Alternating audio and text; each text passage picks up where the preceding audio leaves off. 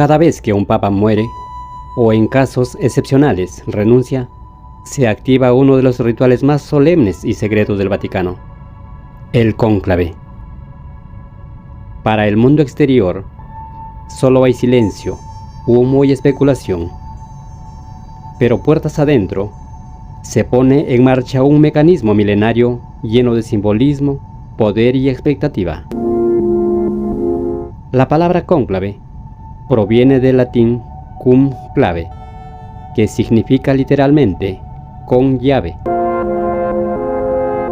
En los primeros siglos, los cardenales eran encerrados a cal y canto, bajo llave, para que no pudieran ser influenciados por presiones externas.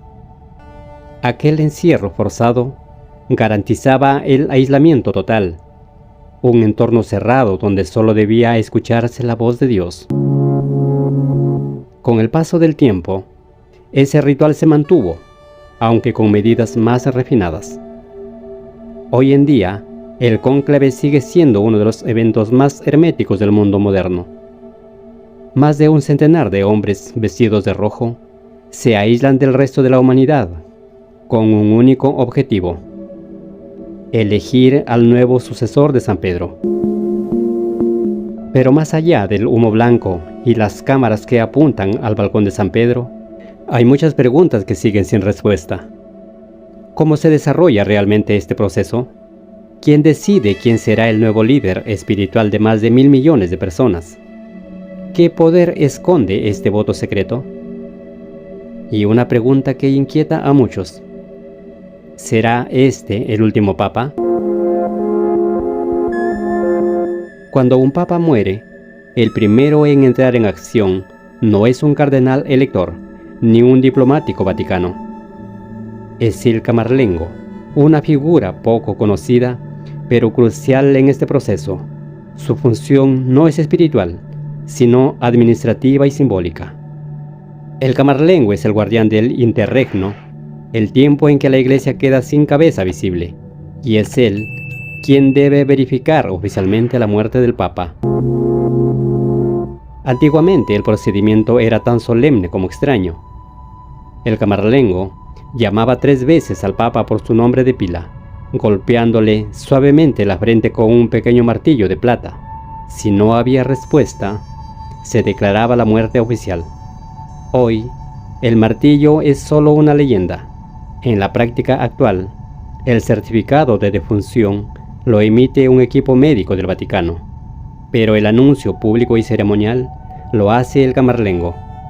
Es él quien notifica al mundo que el trono de Pedro ha quedado vacío.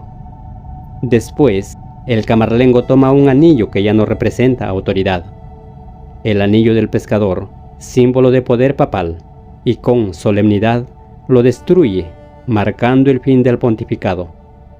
No debe quedar huella que pueda ser falsificada. En ese momento, comienza el protocolo de transición. El Vaticano queda bajo su custodia temporal, y la maquinaria del cónclave empieza a prepararse, lentamente en silencio. Con la muerte del Papa oficialmente confirmada, comienza un tiempo único en la vida de la Iglesia: la sede vacante. El término proviene del latín sede vacante, que significa silla vacía. No se trata de cualquier silla, es la cátedra de Pedro, el trono espiritual desde donde se guía a más de 1.000 millones de católicos en todo el mundo.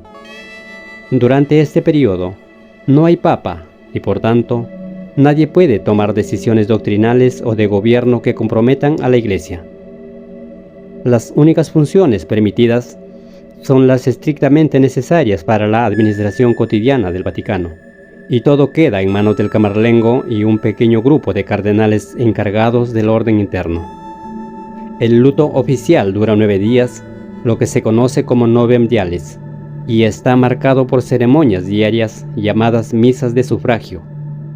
Cada día se honra la vida del pontífice fallecido con oraciones, himnos y silencios cargados de historia.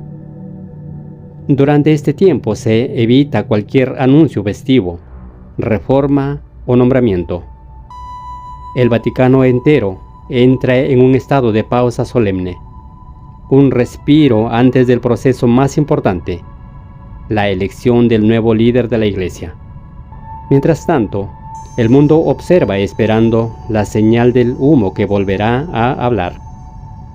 El colegio cardenalicio es el cuerpo encargado de elegir el nuevo Papa. Está compuesto por todos los cardenales de la Iglesia Católica, pero solo aquellos que no hayan cumplido los 80 años en el momento de declararse la sede vacante tienen derecho a voto. Aunque tradicionalmente se estableció un límite de 120 cardenales electores, ese número no es absoluto. El Papa puede superarlo y en la actualidad son 135 cardenales electores convocados para este cónclave. Este grupo proviene de diversos continentes, reflejando la universalidad de la Iglesia. Los países con mayor número de electores son Italia 28, Estados Unidos 11, España 8, Brasil 6 y otros, incluyendo representantes de Asia y África, lo que marca un equilibrio entre tradición y expansión global. Antes del cónclave, los cardenales se reúnen en las llamadas congregaciones generales, sesiones donde se discuten los desafíos actuales de la Iglesia, se intercambian impresiones sobre los posibles candidatos y se da inicio a una etapa de reflexión espiritual. En esta fase, los cardenales aún no están aislados, pero ya se les exhorta a guardar discreción y a orar intensamente. El aislamiento total comienza al entrar en cónclave. Los cardenales se alojan en Casa Santa Marta, dentro del Vaticano, y desde ese momento quedan completamente incomunicados, sin teléfonos móviles, sin internet, sin contacto con el exterior. Cualquier intento de romper este aislamiento es considerado una infracción grave del proceso. Las votaciones se realizan en la Capilla Sixtina, bajo la mirada simbólica del juicio final de Miguel Ángel. Allí, los cardenales votan de forma anónima y secreta, escribiendo su elección en una papeleta que luego se dobla y se deposita en una urna ceremonial. Para que un cardenal sea elegido papa, debe alcanzar una mayoría de 2/3 de los votos. Si no se logra esa mayoría en las primeras rondas, se repite la votación 2 veces por la mañana y 2 veces por la tarde, hasta que llegue el consenso. Este procedimiento puede durar horas, días o incluso semanas. Mientras tanto, la Iglesia permanece sin cabeza visible y el mundo observa, expectante, a la espera de la fumata blanca que anuncie el nuevo pontífice. El cónclave comienza con una solemne misa en la Basílica de San Pedro, conocida como la Misa de Pro Eligiendo Papa, que marca el inicio oficial del proceso de elección. Durante esta misa, los cardenales oran por sabiduría y guía divina, conscientes de la enorme responsabilidad que recae sobre ellos al elegir al nuevo líder de la Iglesia Católica. Desde ese momento, los cardenales siguen un ritual preciso que abarca distintos momentos cruciales. Ingreso a la Capilla Sixtina. Tras la misa, los cardenales se dirigen a la Capilla Sixtina, donde se celebrarán las votaciones. Una vez dentro, se procede al juramento de secreto absoluto, comprometiéndose a mantener en confidencialidad todo lo relacionado con el cónclave. Este juramento es vital, ya que garantiza que el proceso de elección se lleve a cabo sin interferencias externas. Procedimiento de votación. Las votaciones se realizan en secreto. Cada cardenal escribe el nombre de su candidato en una papeleta, la cual es luego depositada en una urna. Posteriormente, las papeletas son contadas y leídas en voz alta por 3 escrutadores, quienes verifican que el número de votos coincida con el número de cardenales presentes. Este proceso se repite hasta que se alcance la mayoría requerida para elegir al nuevo papa. Como ya dijimos, para que un candidato sea elegido, debe obtener 2/3 de los votos, lo que asegura una decisión consensuada. Si se alcanza esta mayoría, se procede a la aceptación del elegido y a la elección de su nombre papal, un momento solemne que marca el inicio de su pontificado. Humo negro y humo blanco. El resultado de cada votación se comunica al público mediante el humo que sale de la chimenea instalada en la Capilla Sixtina. Este es uno de los momentos más esperados del cónclave, ya que mantiene al mundo en vilo. Humo negro indica que no se ha alcanzado una decisión, es decir, no se ha elegido el nuevo Papa. La votación continúa. Humo blanco anuncia que un nuevo Papa ha sido elegido. Este es el momento de mayor emoción, ya que la comunidad mundial sabe que la espera ha llegado a su fin. Sin embargo, para evitar confusiones, especialmente en días de lluvia, neblina o condiciones adversas donde el color del humo puede no distinguirse claramente, se ha implementado una señal adicional, el repique festivo de las campanas de la Basílica de San Pedro. Esta combinación, humo blanco más campanas, confirma sin margen de error que el cónclave ha concluido con éxito y que el mundo está a punto de conocer al nuevo sucesor de San Pedro. Procedimiento en caso de no alcanzar mayoría. Si después de varias votaciones no se alcanza la mayoría requerida, se continúa con nuevas rondas de votación. En caso de que, tras 33 votaciones, ningún candidato haya obtenido los 2/3 necesarios, a partir de la votación número 34, solo se puede elegir entre los 2 candidatos con más votos. Esta es una medida para acelerar el proceso y evitar que el cónclave se prolongue demasiado. Una vez alcanzada la mayoría de 2/3 en la votación, el cardenal decano se dirige al elegido para preguntarle: ¿aceptas tu elección canónica como sumo pontífice? Si la respuesta es afirmativa, se le pregunta: ¿cómo deseas llamarte? Tras la aceptación, el cardenal protodiácono se presenta en el balcón central de la Basílica de San Pedro y, en latín, proclama: Habemus Papam, que significa tenemos Papa. Esta fórmula ha sido utilizada desde el siglo XV para anunciar la elección del nuevo pontífice. Poco después, el nuevo Papa aparece en el balcón vestido con la sotana blanca y la capa roja, saludando a la multitud reunida en la plaza de San Pedro. Es un momento de gran emoción y alegría para los fieles presentes y para el mundo entero. El Papa, en su primer discurso, suele expresar su gratitud y pedir oraciones para su misión. Posteriormente, imparte la bendición apostólica, Urbi et Orbi, dirigida a la ciudad de Roma y al mundo, transmitida en vivo a través de diversos medios de comunicación. En la historia de la Iglesia Católica, los cónclaves han sido eventos llenos de misterio, tensión y momentos inesperados. A continuación, exploraremos algunas de las anécdotas más destacadas. El cónclave de 1268 a 1271. Este cónclave, realizado en Viterbo, Italia, ostenta el récord de duración extendiéndose por 34 meses. La frustración ciudadana fue tal que los habitantes decidieron encerrar a los cardenales, quitarles el techo del edificio y racionarles la comida hasta que tomaran una decisión. Finalmente, eligieron a Gregorio X. La división entre los cardenales y las presiones externas provocaron un estancamiento prolongado.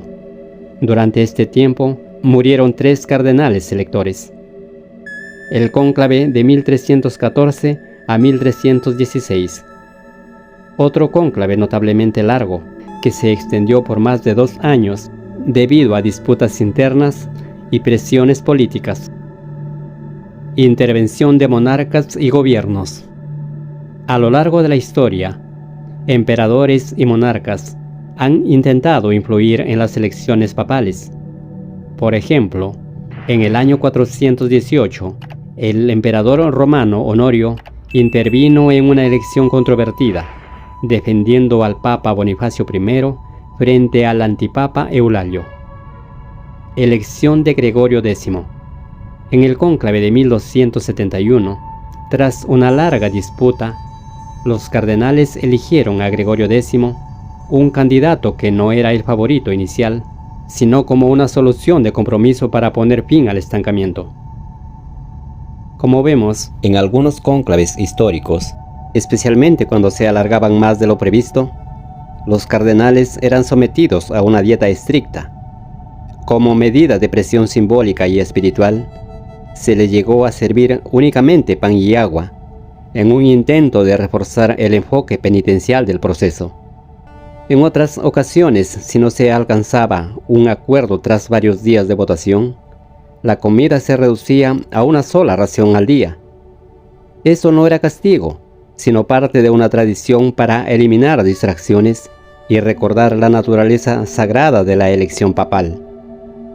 Actualmente, el Vaticano ha modernizado muchos aspectos logísticos del cónclave. Los sacerdotes ya no sufren austeridades extremas. Son alojados en la Casa Santa Marta, un recinto dentro del Vaticano donde reciben comida completa, nutritiva y suficiente, preparada especialmente para ellos, aunque sin lujos. El aislamiento sigue siendo riguroso.